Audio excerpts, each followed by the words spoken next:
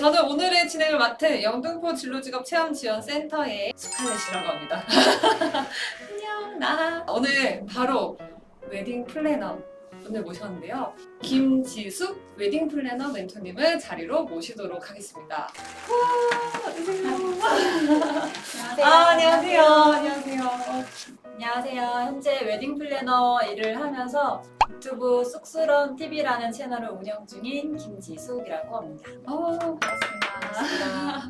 웨딩 플래너가 무슨 일을 하는 직업인지 좀 소개 좀 해주세요. 웨딩 플래너는 이제 결혼을 준비하는 예비 신랑 신부님들에게 이제 각각의 개인의 상황에 맞는 예산을 어떻게 세워야 되는지랑 결혼을 준비할 때 어떤 순서로 어떻게 스케줄을 잡아야 되는지 전반적인 웨딩에 관련된 컨설팅을 해주는 사람이라고 생각하시면 되겠습니다. 결혼까지 딱 마무리된 커플이 몇 쌍 있을까요? 제가 정확하게 다 셀 수는 없었는데 대략 한 750 커플 정도 진행을 했더라고요. 750 커플. 네. 지금 그냥 준비 중이신 분도 계신가요? 제가 지금 진행하고 계신 분들이 65 커플 65 커플? 지금 현재요? 현재. 왜 웨딩 플래너를 이렇게 꿈꾸고 계셨는지 또 지금 하고 계신 어떻게 된 계기가 있으실까요? 원래는 건축 관련된 일을 했었었는데 제가 원래 성격이 좀 사람 만나는 것도 좋아하고 말하는 것도 좋아하고 그렇다 보니까 그런 성격이나 이런 좀 적성을 잘 살릴 수 있는 직업이 건축은 사실 그거랑은 무관했었기 때문에 그걸 살릴 수 있는 직업이 뭐가 있을까 찾아보다가 사람을 많이 만나고 말도 많이 하고 그런 직업인 웨딩 플래너라는 직업을 알게 됐고 그래서 처음에는 뭐 구체적으로 그 직업에 대해 알고 시작한 건 아닌데 하면서 더 이 직업에 대한 매력을 많이 느끼게 된 게 웨딩 플래너예요.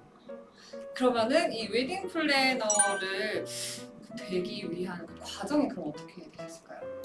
보통 이제 웨딩 플래너, 웨딩 컨설팅 회사에 입사를 하면 그 회사 자체적으로 커리큘럼을 다 가지고 있거든요. 모든 회사들이 신입 사원들을 이제 양성하고 교육하는 커리큘럼을 따로 가지고 있기 때문에 자격증이 필요하거나 그런 거는 없고 사실 누구나 다 시도할 수 있고 도전할 수 있는 직업이라서 입사하면 그 회사에서 신입 양성하는 교육팀에서 따로 프로세스를 가지고 교육을 시켜줘요.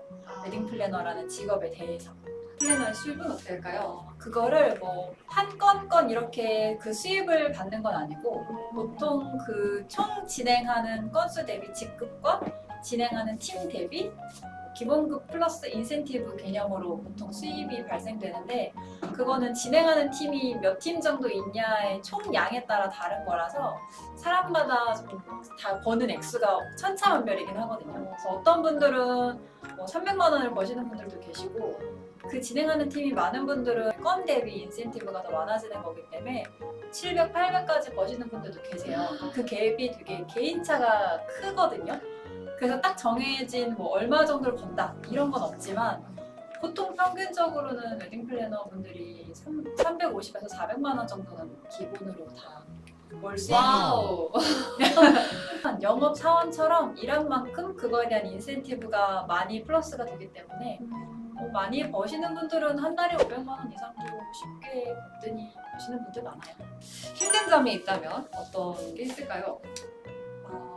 힘든 점은 사실 별로 없어요. 제가 느끼기에는 사실 딱히 힘든 점은 없는데 굳이 힘든 점을 찾으라고 하면 사실 결혼이 누군가에게는 정말 일생일대의 중요한 잔치잖아요. 저한테는 그냥 직업이지만 누구한테는 일생에서 한 번뿐인 중요한 순간이기 때문에 혹시나 제가 실수를 하거나 뭐 만약 예약을 해야 되는데 제가 실수로 예약을 안 하거나 뭐 이런 뭔가 그런 실수가 생겨서 그분에게 피해가 가지 않게끔 하려고 항상 신경을 좀 곤두쓰고 여러 번 체크하고 반복 체크하고 그런 부분들이 좀 있거든요.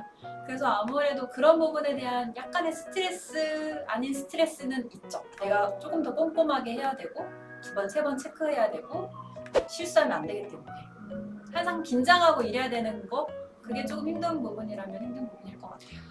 웨딩 플래너가 되기 위한 좀 필수적인 능력이 뭐가 필요할까요? 일단은 사실 웨딩 플래너는 아무나 할 수 있지만 아무나 또 할 수 없는 게 웨딩 플래너거든요. 일단 어떤 부분이 있어야 하냐면 사람을 어쨌든 상대하는 거기 때문에 사람과의 소통이나 사람과의 커뮤니케이션 능력이 좀 좋은 사람일수록 더 고객의 니즈를 더 빠르게 파악할 수 있는 약간 그런 센스, 소통 능력, 그리고 꼼꼼함. 실수하면 안 되기 때문에 꼼꼼하고 좀 차분하고 그리고 책임감. 확실하게 내가 누군가의 결혼을 도와주는 조력자라는 책임을 가지고 끝까지 임무를 수행할 수 있는 책임감. 그럼 하루에 보통 몇 시간 정도 근무하시나요? 일반 직장인처럼 8시간에서 9시간. 보통 근데 이제 웨딩 플래너라는 직종이 재택근무를 하는 회사도 있고 출퇴근을 정시 출근, 정시 퇴근하는 회사도 있고 회사마다 조금 운영 방식이 다르기는 한데 제가 있는 곳은 출퇴근을 하고 있어요. 하다가 또 중간중간 이제 만나러 직접 가기도 네, 맞아요. 외근도 많이 나가고 사무실에서도 업무하고 하루 종일 사무실에서 앉아서만 일하는 직종은 아니에요. 가장 성대하고 화려하고 잘 된 프로젝트는 무엇인가요? 제가 진행했던 케이스 중에 가장 성대하게 진행을 했던 거는 호텔에서 진행했을 때 그때 하객이 1,400명이 오셨었거든요. 하객만 네, 1,400명? 하객이 1,400명. 양가 아버님이 다 기업인이셨고 근데 그것도 적게 부르셨던 거였어요. 더 많이 오실 수 있었는데 인원을 수용할 수가 없었기 때문에 1,400명 정도 오셨고 화환이 그 로비를 벗어나서 건물 앞까지 그런 광경을 처음 봤었거든요. 그때가 가장 기억에 남는 성대한 결혼식이었던 것 같아요. 또 웨딩 플래너들은 스트레스를 많이 받나요? 스트레스 많죠. 고객 때문에 스트레스가 생기는 게 아니라 항상 긴장하고 일하기 때문에 스트레스 받을 때가 많아요.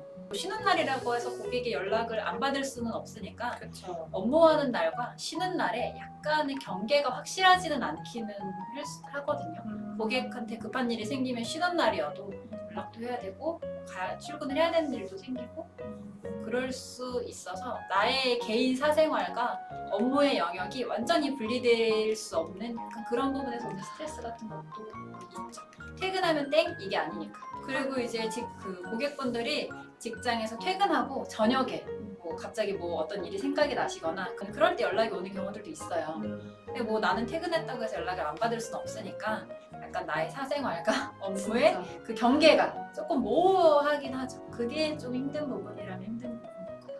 웨딩 플래너를 하면서 뿌듯했던 적이 있나요? 제가 웨딩 플래너를 8년 동안 할 수 있었던 이유 중에 하나가 항상 되게 뿌듯하고 성취감도 있고 그걸 가장 느낄 때가 저는 예식장으로 갈 때 그날이 진짜 웨딩 디데이잖아요. 결혼식 당일날. 그때 보통은 결혼 준비를 짧게는 6개월 길게는 1년 정도 하시는데 6개월에서 1년 동안 정말 결혼 준비하면서 희로애락을 저랑 같이 느꼈던 그분들이 결혼식 하는 모습을 볼 때 진짜 딸 시집 보내는 것 같은 기분도 들면서 그럴 때 항상 감사하다, 고맙다, 행복하게 잘 살겠다 이런 말을 들을 때 정말 뿌듯하고 보람도 느끼고 이 맛에 웨딩 플래너를 하지 이런 생각이 들어요. 갑자기 임박해서 준비하시는 분들도 계신가요? 있죠. 뭐 최소 몇 개월이었나요? 3주 남겨놓고 예식하셨던 주요? 분들도 계셨어요. 네. 한 달도 안 남은 시점에 네. 근데 그분들은 뭐 물론 집이 이제 해결이 되신 상태였지만 3주 남겨놓고 결혼 진행을 도와드렸던 분들도 여자분들은 드레스에 시간을 많이 들인다고 하는데 남자분들은 어디에 시간을 가장 많이 들일까요? 남자들의 최대 관심사는 집과 집. 가정과 신혼여행 이 세 가지를 빼고는 사실 크게 관심이 없습니다. 드레스를 뭘 입든 상관없고 웨딩홀이 메이크업 어디든 상관없어요. 없어요 그런 거. 신혼집과 가정과 신혼여행 여기에만 적극적으로 의견을 피력합니다. 확실히 관심사가 다르네요. 그 홀을 볼 때도 남자는 좀 주차 쪽을 많이 보더라고요. 주차와 음식만 주차 이거를 음식만. 가장 중점적으로 보지만 여자는 예쁜가 안 예쁜가 허리. 신부 대기실이 예쁜가 안 예쁜가 이런 거를 많이 내가 예뻐 보일 수 있냐 이거에 많이 네. 초점을 맞추고 남자들은 편리한가 맛이 있는가 아. 이런 거를 조금 더 중점적으로 보는 것 같아요. 확실히 좀 서로 채워주는 게 있네요. 둘 다 필요합니다. 둘 다.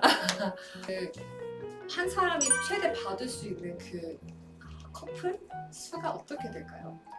그거는 본인의 능력에 따라 다른 거라서 한 플래너가 100상 이상 동시에 진행하는 경우들도 많아요. 보통 150상 정도 하는 분들도 많고, 그거는 본인 개인의 능력이나 개인의 그런 거에 따라 다르기 때문에 뭐 정해진 상한선은 없어요. 근데 보통 평균적으로는 많이 진행하게 되면 한 플래너당 100상 이상이 넘어가면 실수할 일이 많이 생기기 때문에 적정 커플 케어 수는 50커플에서 100상.